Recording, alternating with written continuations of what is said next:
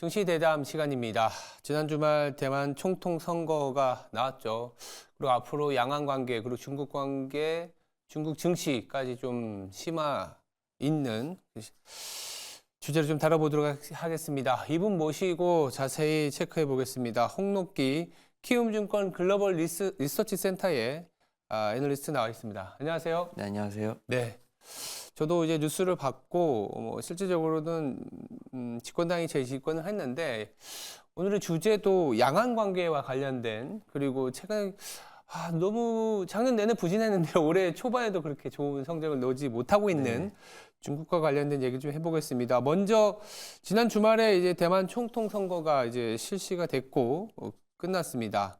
이번 선거 결과에 대해서 국내 투자자들도 상당히 많은 관심을 가질 수밖에 없었고, 미중 간의 대리전이었다, 뭐 이런 얘기들도 나오는데 어떻게 보셨어요? 선거 결과 그리고 한국을 비롯한 글로벌 경제에 좀 미치는 영향까지 챙겨볼 필요가 있을 것 같습니다. 사실 시장이 걱정했던 부분은 아까 미중 대리전이다 네, 라는 네, 표현도 네. 해주셨잖아요. 네.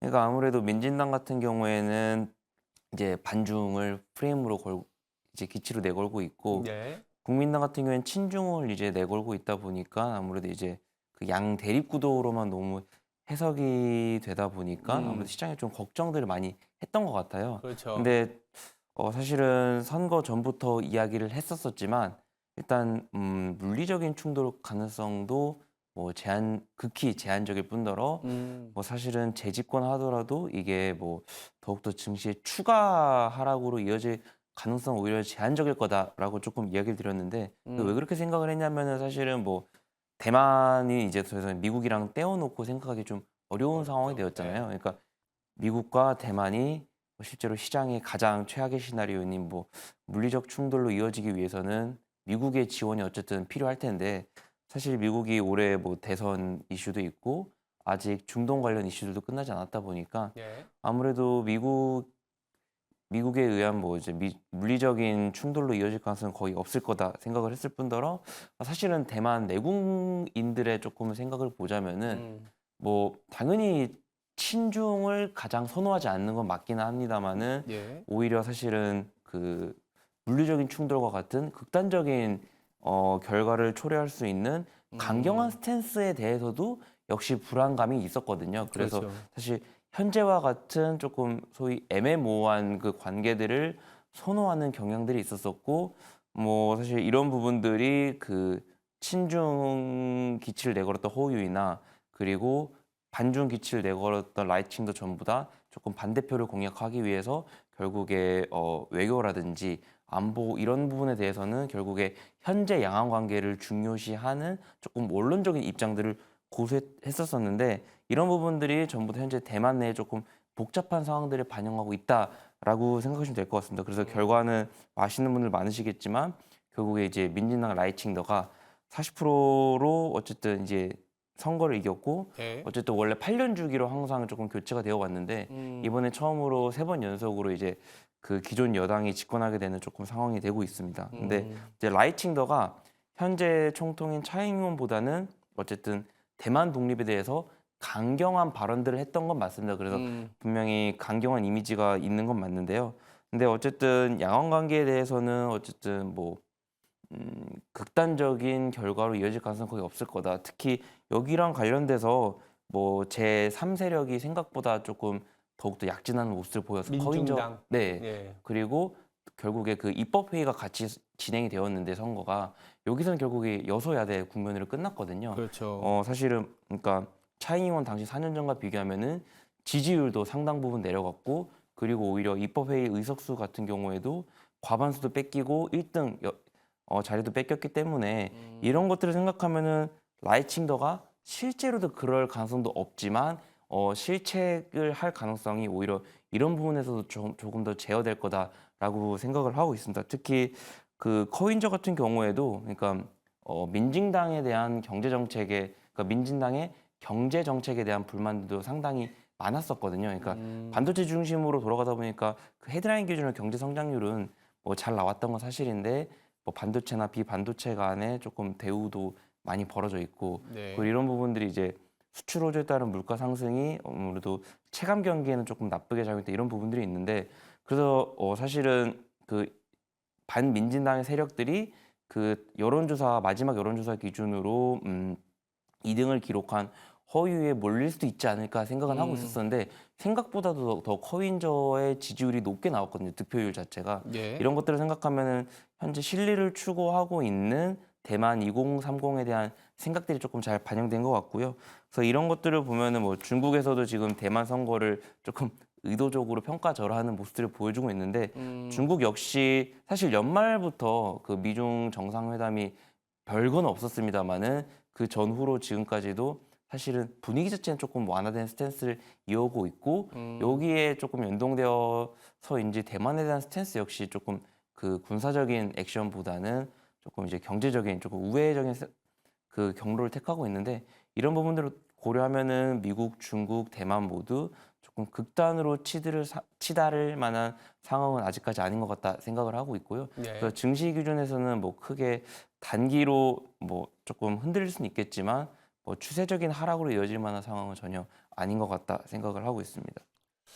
네, 알겠습니다. 일단 현재 집권하고 있었던 민진당이 재집권됐고 독립을 워낙 강경하게 주장했던 후보가 되다 보니까 양안 관계가 좀 무력까지 가는 거 아니냐, 충돌까지. 네. 근데 또 안에 보면 입법 회의는 여소야대였기 때문에 네. 중국 입장에서도 약간 머뭇거릴 수 있는 결과. 미국도 마찬가지고 현상 유지라는 쪽에 대만의 결과가 나온 거라고 해석하시는 분들도 많고 네. 이렇게 이 양안 관계 그리고 이제 대만 총통 선거에 대한 관심이 많았던 거는 아무래도 이제 중국이 내부적으로 이 경제적인 실책이나 경제적인 성적이 워낙 안 좋다 보니까 네, 이 그렇죠. 외부의 어떠한 성과를 좀 더 부각시키려는 시진핑 주석의 어떤 입장이 있다 보니까 네. 더 강하게 중국을 보고 있는 것 같아요. 대만에 대한 상황.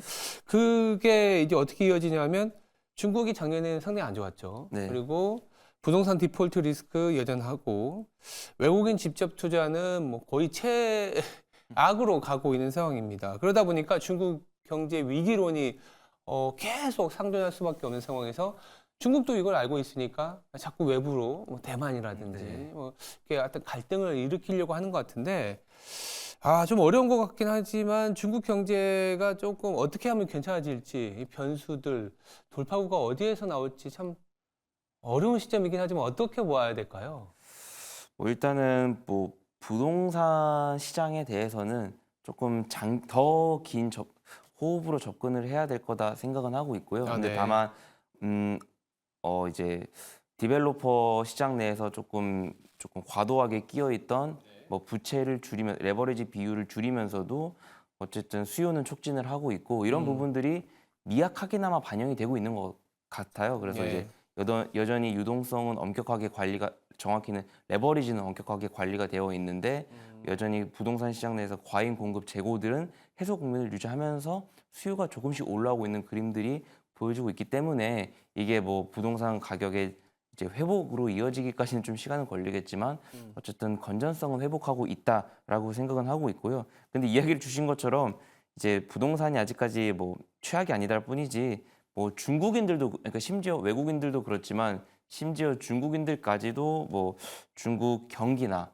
증시 그리고 최근 들어선 정책에 대한 신뢰도까지 많이 훼손되었다 생각을 하고 있습니다. 그러니까 사실 중국인들마저도 이렇게 됐다는 게 좀 중요한 것 같은데요. 그러니까 네. 뭐 코로나 국면에 중국인들의 저축이 매우 높게 유지가 됐었었는데 그 증가율 자체는 내려가고 있습니다만은 여전히 평균보다 저축 수요가 높은 상황이고 이런 부분들이 뭐 중국인들의 그 자국 경제에 대한 조금 불안감들이 계속 반영되고 있는 것 같고요. 그리고 뭐 외국인들 기준 같은 경우에는 뭐 중국 경제에 대한 대외 전망들이 계속 나빠지고 있다 보니까 예. 이런 부분 이야기하지 않아도 뭐 워낙 사실은 다 아실 것 같아요. 그리고 증시 관점에서도 뭐 중국 외국인들 자금 지금 최근 들어서 좀 며칠 들어왔다라고는 이야기하지만 뭐 계속 장기간 동안 그 역대급 규모로 유출이 되어 왔었었고요. 그리고 로컬 기관들 역시 연초에는 조금 증시 내에서 조금 매도 압력들도 있었던 것 같아요. 이런 것들을 보면은 사실은 뭐 증시 관점에서나 경기 관점에서나 지금 신뢰도를 회복하는 게 중요한 상황인 건데 문제는 이런 신뢰가 회복되지는 않은 상황에서 지금 그 경기의 회복 탄력 자체가 벌써부터 조금 꺾이는 것 음. 같다라는 부분들이 조금 불안 요인인 것 같고 이런 부분 때문에 뭐 대회에서도 그렇고 중국 내부적으로도 부양책에 대한 중요성이 저는 작년도보다 더 높아지고 있다라고 생각을 하고 있습니다. 특히 아까 대만 이야기도 네. 이야기를 또 해주셨는데, 그러니까 사실은 대만이 어떤 후보가 되었든 간에 사실은 양안 관계에 대해서는 현재와 비슷한 모습을 유지했을 것 같은데 다만 경제 정책에 대해서는 조금 다른 모습을 보일 수도 있다 생각을 하고 있습니다. 이게 네.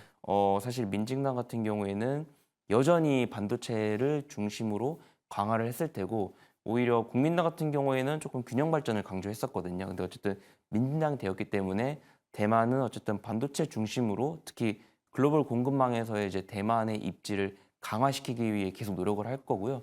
이런 입장에서는 특히 중국 당국의 결국 숙제는 글로벌 공급망에서 중국의 고립 상태가 더욱더 조금 악화될 가능성이 높고 이런 부분들을 타개하기 위해서 사실은 대만 선거 때문에라도 지금 3중전에도 지금 미뤘었던 상황이기 때문에 네. 그 3월 달까지 있을 각종 정치 회의들에서 반도체를 중심으로 부양책들을 조금 강하게 내놓는 게 중요할 것 같다 생각을 하고 있고요. 이게 뭐 이제 부양책 규모라든지 효과들을 생각했을 때 조금 타겟팅을 잘 해서 설정을 해야 되지만 시장 내에서도 조금 효과가 있지 않을까 생각을 하고 있습니다. 부양책이 나오려고 하면은 결국은 중국 입장에서는 이제 부동산이 좀 걱정이다 보니까 네, 투자라든지 기존 산업보다 신산업에 대한 뭐 여러 가지 청사진들을 네, 내놓고 있고 제조업에 대한 얘기들을 많이 하고 있습니다. 그러다 보니까 자연스럽게 또 미중 무역 갈등에 대한 그리고 올해 또 미국의 대선이 네. 있으니까 중국을 견제하는 어떤 스탠스들이 많이 나올 텐데 미중 무역 갈등 이게 올해도 계속 될 수밖에 없는 요인으로 작용하고 있는데요. 이거 어떻게 보고 있어요? 근데 그래도 그나마 다행인 거는 미중 네네네. 갈등이 초창기에는 사실은 어디를 타겟으로 하고 있는지 사실 잘 알기가 아, 어려웠었는데 그래도 코로나 국면 지나면서 보면은 결국에는 이제 미국의 목적은 중국이 정말 더 성장하는 부분들을 음, 막기 위해서 그러니까 반도체라든지 뭐 이런 5G 등 첨단 산업에 대해서 그러니까 국방력과도 밀접해 있는 이런 산업들에 대해서만 조금 제재를 강력하게 했을 뿐이지 뭐 네. 기존 제조업들에 대해서는 그래도 중국의 공산품이나 수요가 여전했었거든요. 이런 것들을 생각하면은 뭐 사실은 중국이 제조업에 다시 강화한다고 해서 미중 갈등이 촉발될 가능성은 제한적일 거다 생각은 하고 있고요. 다만 이야기해 주셨던 것처럼 이제 연말로 갈수록 이제 대선이 가까워질 테고 그런 기간에 반중 정서를 이제 노린 그런 조금 강경한 발언들이 이어질 경우에는 다시 음, 분위기가 뭐 경제적인 부분들과 상관없이 악화될 음, 가능성은 염두해야 될 것 같습니다. 알겠습니다. 이런 상황에서 이제 중국에 투자하시는 분도 꽤 있고 중국 증시가 워낙 힘든 구간을 네, 거쳐오고 있다 보니까 낙폭이 진짜 만만치 않거든요. 네, 그렇죠. 거의 뭐 글로벌 증시가 이제 뭐 이렇게 등락을 보이면 그게 맞춰서 좀 같이 등락을 보이는 게 일반적인데 중국은 계속 뭐 어떤 하락을 하고 있습니다. 어떻게 보세요? 중국 증시 올해는 좀 나아질 수 있을지. 낙관론은 이제 이만큼 하락했으면 모든 악재는 다 반영이 됐다. 이렇게 보시는 그렇죠. 분들도 네, 있고, 악재가 나올 게 앞으로도 더 있고, 증시 자체가 이제 외국인들이 계속 빠져나가다 보니까 네. 힘을 못 쓸 수밖에 없다. 이런 의견들도 있습니다. 어떻게 생각하세요? 그러니까 악재 자체가 다 반영되었다라는 이야기까지는 공감을 하고 있습니다. 그러니까 추가 아, 악재가 나올 수도 있겠지만 음, 사실 이게 변형이 되었을 뿐이지 새로운 그거는, 재료는 아닐 거다 생각을 하고 있어서 네. 악재가 다 반영이 되어 있고 그래서 바닥은 맞겠지만 사실 음, 이게 저평가가 되었다고 무조건 반등할 수 있는 건 아니죠. 아니다라고 생각은 하고 있고요. 그러니까 기계적 반등이라도 나오기 위해서는 그러니까 이 저평가 받게 되어 있던 요인들 결국에 그 각종 불확실성이라든지 아니면은 이제 훼손된 심리라든지 이런 것들이 회복이 되어야 될 텐데 이런 것들을 확인하는 게 더 중요할 거다 생각합니다. 그러니까 싸졌다고 단순히 오를 수 있는 건 아니고 지금 그렇죠. 중국 증시에 이제 그 결국에 상단을 누르고 있는 그 각종 악재들이 해소가 되어야 될 거다 생각을 하고 있는데 그래도 어쨌든 지금 결국에 이게 낙관론으로 갈지 비관론으로 갈지 역시 이 불확실성이 해소되는 정도랑 시간이 관건일 거다 생각은 하고 있습니다. 근데 어쨌든 대만 선거는 결과가 나왔고 이제 라이칭더 당선인의 그런 정책 변화를 지켜는 봐야겠습니다만은 또 적어도 대만 내부적인 상황이나 대외적인 요인들을 감안했을 때는 어쨌든 대만 발 불확실성이 이거보다 더 악화될 가능성은 없을 것 같고요. 오히려 중국이 지금 집중해야 되는 거는 계속 제가 전망으로 얘기 들은 게 예. 대만 선거가 어떻게 끝났던 간에 중국 정부의 그 정책 방향성에 따라서 조건부 반등이 가능할 거다라고 생각을 했던 게 결국에 부양책의 규모라든지 그 뭐 이제 타겟팅한 산업이 중요할 거다라고 조금 계속 생각을 하고 있는 부분입니다. 그러니까 근데 사실은 재정 정책 규모는 3월 달에 조금 더 확실시 되겠지만 지금 통화 정책 효과가 뒤늦게라도 나오고 있는 것 같고 그리고 어쨌든 재정 정책에 대한 중국 정부도 조금 강력한 의지를 내보이고 있다 보니까 부양책의 규모 자체는 그래도 시장의 컨센서스만큼 나올 것 같은데 다만 이 그 목표로 하는 산업이 뭐 소비 쪽으로 집중되거나 이럴 경우에는 오히려 그 효과가 또 반감될 수 있거든요. 그래서 이 타겟팅을 잘 하는 것이 중요할 거다 생각을 하고 있고요. 만약 그렇게 된다면은 중국 증시도 조금 정책 모멘텀이 다시 살아 돌아올 수 있지 않을까 생각은 하고 있고 장기적으로 본다면은 하반기에는 이제 뭐 라이팅 그러니까 미국의 그 반중 정서들의 변화라든지 대선 예. 기간 동안 그리고 여기서 라이칭더가 그 상반기에는 조금 잠잠한 모습 보여줄 것 같은데 미국에서 반중 정서가 강해질 때 여기에 편승해서 이제 다시 강경한 스탠스를 내보일 수 이런 부분들이 리스크 요인일 수 있기 때문에 이런 부분들이 하반기는 조금 짚어봐야 될 것 같다 생각을 하고 있습니다. 네, 뭐 말씀 주신 것처럼 3월 전후에 뭐 전인대도 있고 양회가 열리니까 네. 부양책에 대한 기대 더불어서 지금은 워낙 하락을 했기 때문에 뭐 테크니컬 리바운드도 기대할 수 있고 당장 이 대만의 결과가 나왔다고 해서 바로 이 관계가 악화되기보다는 미국에서의 대선 기류가 어떻게 되는지 좀 모색하고 좀 살펴보는 기간이 오히려 지금 중국 증시에서는 정책적인 부양 기대할 수 있는 구간일 수 있다. 이렇게 정리가 됐습니다. 알겠습니다. 지난 주말에 있었던 대만 총통 선거 결과, 그 영향 그리고 중국 증시에 대한 얘기까지 골고루 잘 살펴봤습니다. 지금까지 홍록기 키움증권 글로벌 리서치의 애널리스트였습니다. 감사합니다.